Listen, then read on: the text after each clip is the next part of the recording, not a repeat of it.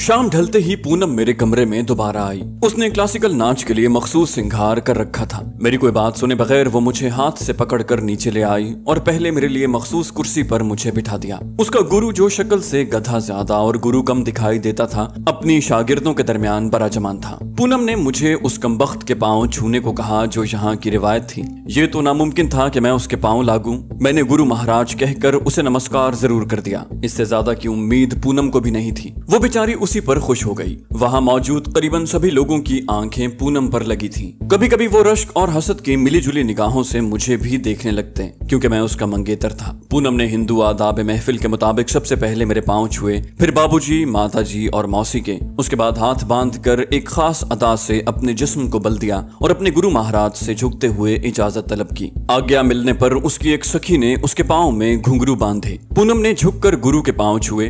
अब वो बिजलियां गिराने के लिए तैयार थी। गुरु ने नाच का तोड़ा कहना शुरू किया और उसकी दूसरी शागिर्दों ने तबले और हारमोनियम संभाल लिए। पूनम ने तेजी से हाथ बांधते हुए बल खाया और तबले के बोल उसके घुंघरुओं की झनकार में नाचने लगे। वो कत्थक था या भरतनाट्यम, इसका तो मुझे इल्म नहीं। मुझे तो सिर्फ ये महसूस हो रहा था जैसे सारी धरती का लोच और रिदम उसमें समा गया है। उसके लचकीले बदन का अंग अंग शायरी कर रहा था। फजाओं को उसके ताव भाव ने असीर कर लिया था। समय का पंछी उसके कदमों की हरकत के साथ साथ महवे परवास था। हर तरफ एक सन्नाटा, एक सुकूत तारी था। सब लोग मबहूत उस पर नजरें जमाए बैठे थे। जब वो घुंघरुओं की झनकार के साथ अपने जिस्म को बल देती तो सांसें सीनों में अटक जाती। करीबन आध घंटे बाद माहौल उसके तिलिस्म का शिकार रहा। जब रक्स खत्म हुआ चंद सानिये तक तो यूं लगता था जैसे सबको सांप सूंघ गया हो। फिर सब बेख्तियार उसे दाद देने लगे। उसके गुरुजी ने उठकर उसे कल्याण दिया। उस महफिल को तो रात ढलने तक जारी रहना था। मैं उठकर अपने कमरे में चला आया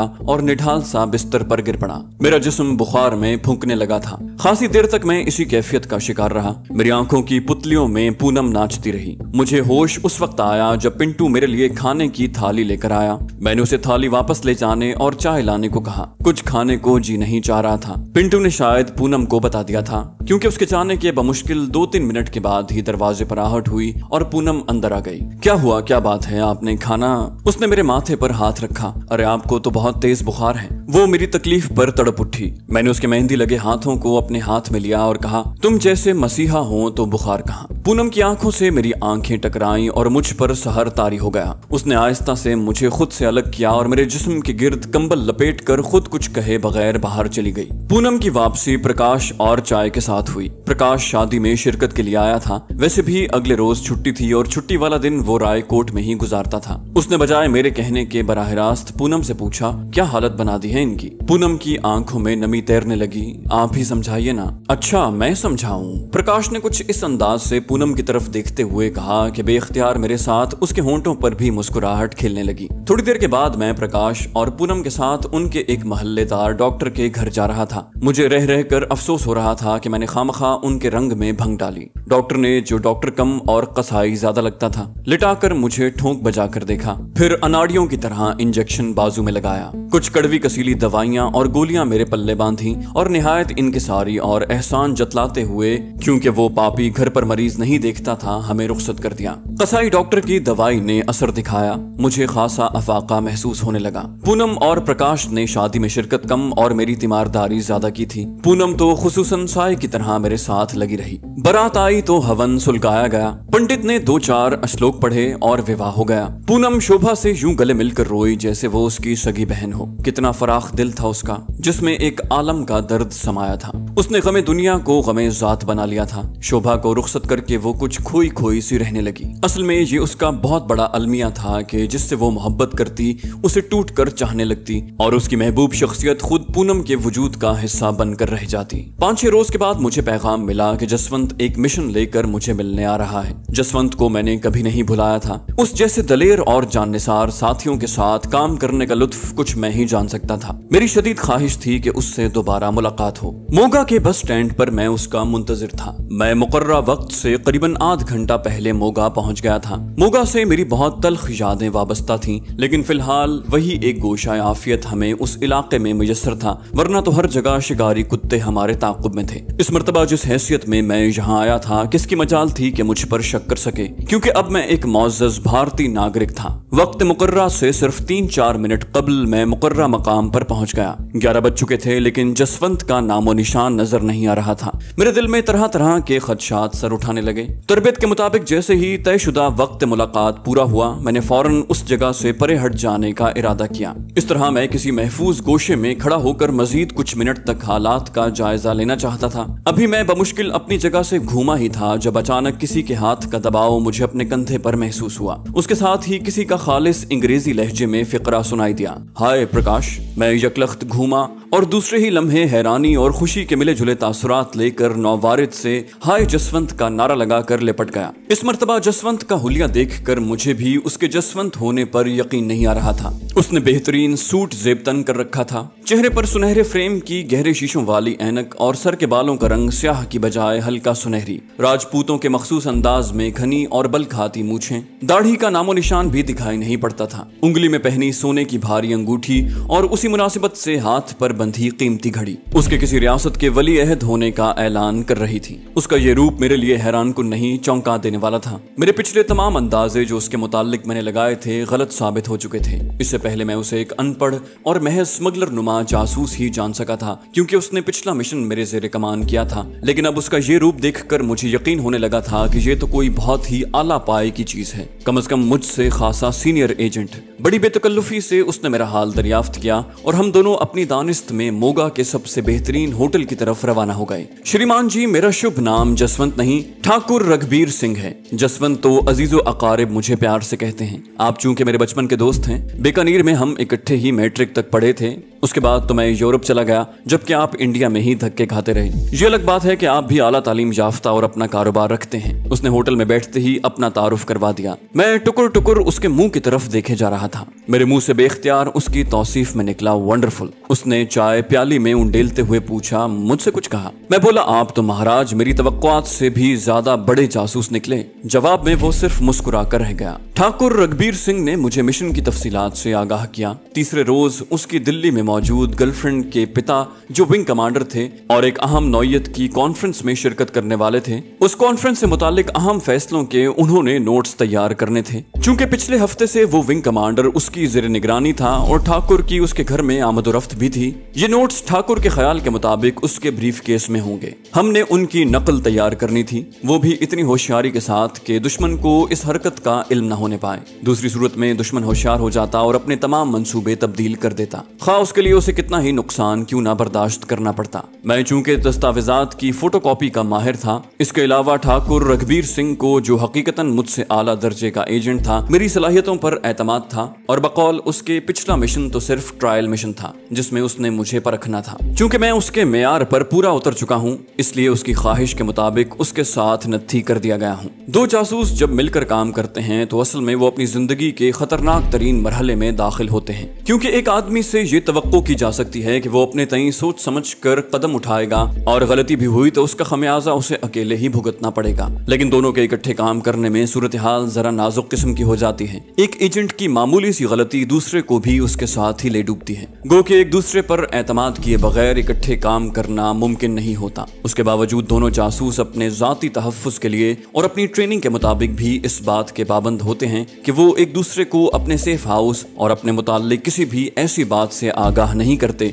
जो एक की गिरफ्तारी की सूरत में दूसरे के लिए परेशानी का बायस बन सके। हत्ता कि उन्हें एक दूसरे को अपना असली नाम बताने की इजाजत नहीं होती। दौरान तरबियत ही जासूस का मिजाज कुछ इस तरह का बन जाता है कि वो एक दूसरे से लाख मोहब्बत करने के बावजूद सिवाय अपनी जरूरत के और किसी चीज में दिलचस्पी नहीं लेते। अगर ठाकुर मुझे अपनी गर्लफ्रेंड के घर कारनामा करने ले जा रहा था तो सिर्फ इसलिए कि उसके बाद उसे पर्दा स्क्रीन से हट जाना था। वैसे भी उसने अपना तारुफ विंग कमांडर की बेटी से एक सैलानी आदमी के रूप में करवाया था। उसका कोई खास ठिकाना नहीं था, आज यहाँ कल वहाँ। अगर विंग कमांडर की बेटी उसकी दोस्त बनी थी तो सिर्फ उसकी दौलत और खानदानी वजाहत की वजह से, क्योंकि आला सोसाइटी की भारतीय महिलाओं को ऐसे प्रिंस की तलाश रहती है जिनकी मायत में किसी क्लब में बैठकर वो अपनी हमजोलियों में न सिर्फ रोब गांठ सकें बल्कि उन्हें जलाकर खाक भी कर सकें। जाहिर है इस मकसद के लिए उसकी फ्रेंड्स को ठाकुर रघबीर सिंह से ज्यादा अहम शख्सियत और कौन सी मिलती। महाराजा बड़ौदा तो उसका दोस्त बनने से से रहा। थोड़ी देर के बाद हम वापस लुधियाना जा रहे थे, जहां से एयर इंडिया के एक फोकर फ्रेंडशिप जहाज में बंगाली एयर होस्टेस की मेहमानदारी से लुत्फानंदोज होते हुए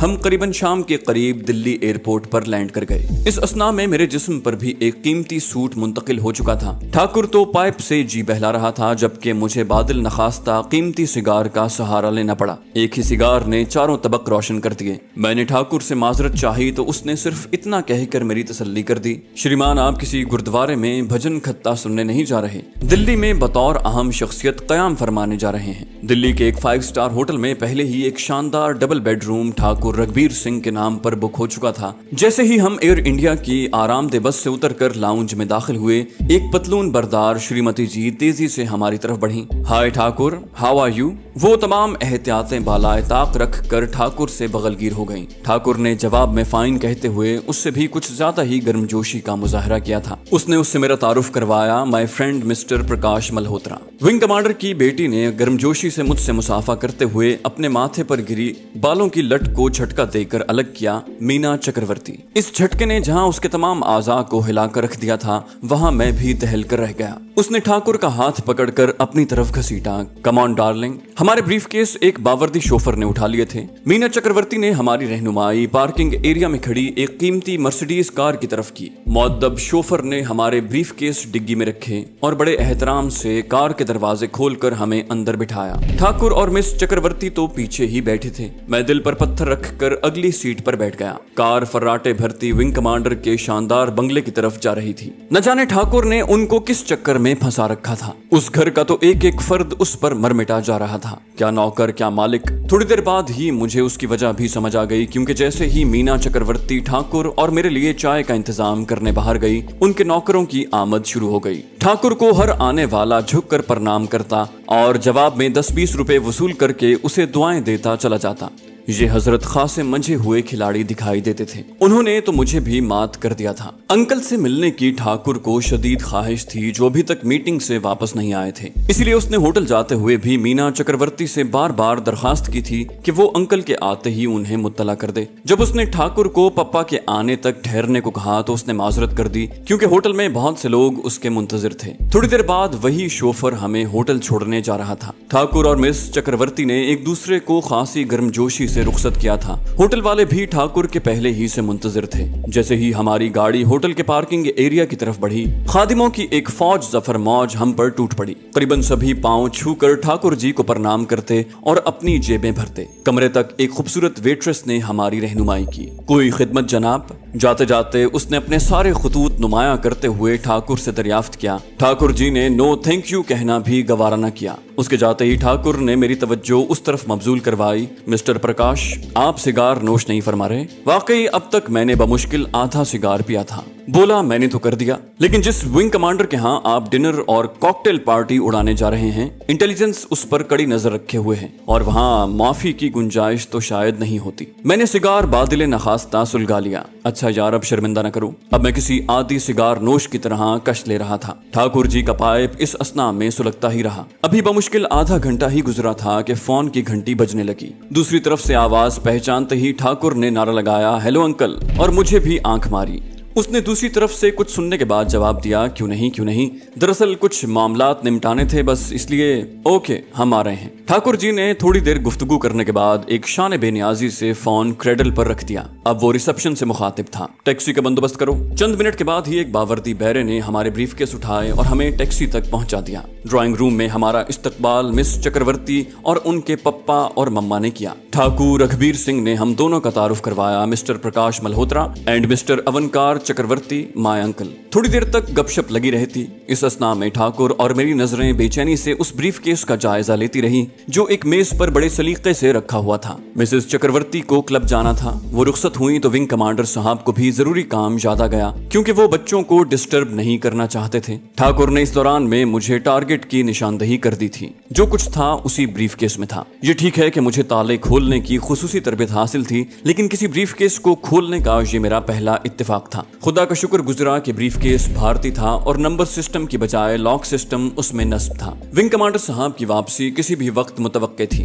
क्योंकि ठाकुर के एजाज में वो खुसूसी कॉकटेल बनाते थे और दोनों डिनर इकट्ठे ही करते थे। आज तो ठाकुर का यार भी उसके साथ था, इसलिए ये खुशी दो चंद हो गई थी। मेरे ख्याल में वो इंतजामात का जायजा ही लेने गए थे, जबकि हकीकी मकसद ये था कि ठाकुर और उनकी साहबजादी को फुर्सत मुयस्सर आ सके। सिगार ने मेरे गले का सत्यानाश कर दिया था। मुझे अपना मिशन आसान और मजीद सिगार नोशी मुश्किल दिखाई दे रही थी। विंग कमांडर के जाते ही ठाकुर ने मेरे कंधे को छू कर मखसूस इशारा किया और खुद मिस चक्रवर्ती का हाथ थाम कर बड़े मस्ताना अंदाज में अपने पहलू में लिए बाहर निकल गया। मैंने उससे पहले ही ठेठ क्लासिकल म्यूजिक से लुत्फानंदोज होना शुरू कर दिया था, जो ठाकुर की कमजोरी थी। इसीलिए वो अपनी डार्लिंग के साथ बाहर चला गया था। उसके बाहर निकलते ही मैंने अपना काम शुरू कर दिया। ड्राइंग रूम को 2 दरवाजे आते थे, एक तो पहले ही लॉक था, दूसरा मैंने कर दिया। तमाम पर्दों और खिड़कियों का मैंने चंद सेकंड में ही फुर्ती से जायजा लिया। अगले ही लम्हे मेरा काम शुरू हो चुका था। मेरी तमाम हिस्सियात सिमट कर मेरे हाथों में आ गई थी। करीब 1 मिनट के बाद अपनी बेकाबू धड़कनों के साथ मैंने ब्रीफकेस खोल लिया। एक फाइल जिस पर टॉप सीक्रेट के बड़े बड़े हुरूफ टाइप थे मेरे सामने थी। दूसरे ही लम्हे मेरा नन्ना सा कैमरा हरकत में आ गया। मेरे दिल की धड़कनें जरूर बेकाबू थीं, लेकिन मेरे काम की तरबियत और तंजीम में कोई फर्क ना आया था। जब करीबन 5 मिनट के बाद मैंने फरागत पाई तो ब्रीफकेस की हर चीज जूं की तूं अपनी जगह मौजूद थी। दुनिया का माहिर तरीन फिंगरप्रिंट एक्सपर्ट भी मेरी उंगलियों के निशान वहां नहीं पा सकता था। काम मुकम्मल होते ही मैंने दरवाजे का लॉक खोल दिया। अभी बमुश्किल सुख का लंबा सांस मुकम्मल ही हुआ था कि ठाकुर और उसकी महबूबा अंदर आ गए। उसने आते ही हस्बे तौफीक टेप का स्विच ऑफ कर दिया। बोला, यार कभी इनको छुट्टी भी दे दिया करो। दफ्तर, घर, गाड़ी, हर जगह यही तुम्हारे पीछे लगे रहते हैं। और वो एक आरामदेह सोफे पर मीना चक्रवर्ती के साथ ढेर हो गया। मैंने भी सर्द आह भरी। एक ही शौक पाला है जीवन में और वो भी आपको पसंद नहीं। वाह री किस्मत, अभी तक मैं नॉर्मल नहीं हुआ था। खुशी के मारे वाकई मेरे हाथ पांव फूले जा रहे थे। हमारा प्रोग्राम कुछ दूसरा था। ठाकुर ने रात के पिछले पहर को इस काम के लिए मुंतखब किया था और बाकायदा एक स्कीम हमने इस सिलसिले में काफी बहस तमहीज के बाद मुरतब की थी। जैसे ही मीना एक फोन अटेंड करने के लिए अपने बेडरूम में गई, मैंने खुशी से बेकाबू होते हुए उसे अपनी कामयाबी से मुत्तला किया। ठाकुर ने फटी फटी और हैरत ज़दा आंखों से मेरी तरफ देखा। उसके तो वहमो गुमान में भी ये बात नहीं आ सकती थी। चंद लम्हे उसके दिलो दिमाग में कशमकश जारी रही। उसकी आंखों में उलझन के वाज़े आसार देखे जा सकते थे। फिर फरते मोहब्बत से बेकाबू होकर उससे और तो कुछ न बन पड़ा। उसने मेरे दोनों हाथ अपने हाथों में थाम कर उन्हें चूम लिया। उसकी जज्बात से भरी आवाज सुनाई दी, प्रकाश तुम वाकई एक अजीम इंसान हो। मैंने अंदर आती मिस चक्रवर्ती की तरफ इशारा करते हुए उससे कहा, आपसे ज्यादा नहीं। हम दोनों कहकहा मार कर हंस दिए। खुशी हमारे अंग अंग से फूट रही थी। मिस चक्रवर्ती हैरत से हमें कहकह लगाते देखती रही। रात को डिनर से कुछ देर कबल हस्बे प्रोग्राम मेरी तबीयत बिगड़ने लगी और ठाकुर रघुवीर सिंह ने इस अंदेशे के पेश नजर कि मेरी मौजूदगी रंग में भंग न डाले मुझे होटल पहुंचा दिया। विंग कमांडर मिस्टर अवनकार चक्रवर्ती के 2-3 और दोस्त अपनी बेगमात के साथ ठाकुर रघुवीर सिंह के एजाज में दी जाने वाली पार्टी में तशरीफ लाए थे। मेरे होटल पहुंचने के तकरीबन 20 मिनट बाद हमारा तीसरा साथी मुझसे फिल्म वसूल करने ठाकुर ने भेज दिया। मखसूस कोड्स के तबादले और अपनी शनाख्त के बाद मैंने फिल्म उसके हवाले कर दी और सुख का सांस लिया। अब मुझे शिद्दत से नतीजे का इंतजार था, क्योंकि कैमरे के धोखा देने का खतरा भी मौजूद रहता था। ठाकुर की वापसी 11 बजे के करीब हुई। उसके आने के चंद मिनट बाद फोन की घंटी बजी। मैंने बेचैनी से फोन उठाया। दूसरी तरफ से हमारे साथी ने ओके कहकर फोन बंद कर दिया। हमारी मेहनत रंग लाई थी। ठाकुर ने गर्मजोशी से मुझे गले लगा लिया। हम दोनों की हालत करीबन एक जैसी थी। सुबह उसने मुझे गर्मजोशी से रुखसत किया।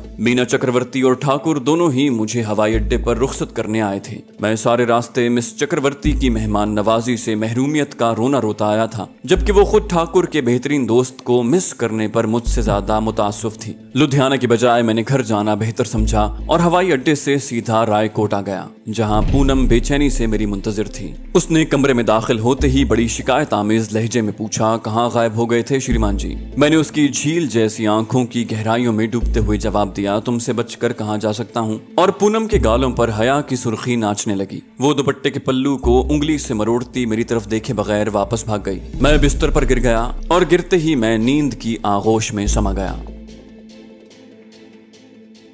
तो दोस्तों, ये थी हमारी आज की एपिसोड। उम्मीद करते हैं आपको हमारी कहानी पसंद आई होगी। जाने से पहले इस वीडियो को लाइक कीजिए और शेयर करना मत भूलिए। कमेंट करके हमें बताइए कि आपको हमारी वीडियो कैसी लगी। और अगर अभी तक आपने इस चैनल को सब्सक्राइब नहीं किया तो इसे सब्सक्राइब कीजिए और बेल आइकन दबाकर ऑल नोटिफिकेशंस ऑन कर लीजिए।